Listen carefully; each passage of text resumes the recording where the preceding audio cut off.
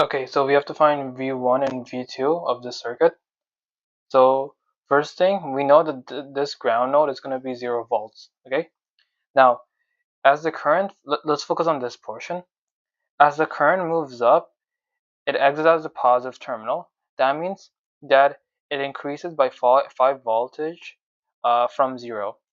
Okay, so if we increase 0 by 5, we get 5 volts, and that will be the voltage here.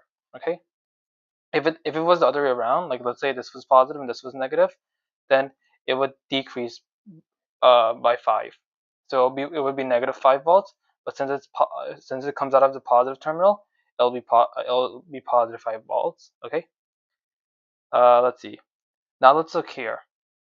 As the current moves this way, we see that it exits out the positive terminal. That means there's an increase of 1 voltage. So that means the voltage here would be 6 volts. Now, this portion is still 0 volts because this is a one hole node.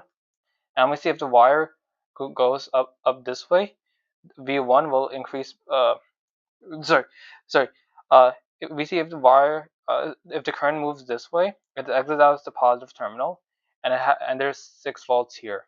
So that means there's a difference of 6 volts between this point and this point. So that means V1 will be 6 volts. So we already solved for V1. Now let's solve for V2. Now, for V2, we see that the current is moving this way, and it exits out the negative terminal.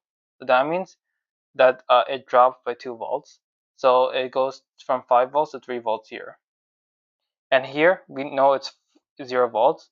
And as it goes up here, we see that there will be 3 volts here. That means there's a difference of 3 volts for this portion, because 3 minus 0 is 3. So V2 is equal to 3 volts. And that's your final answer.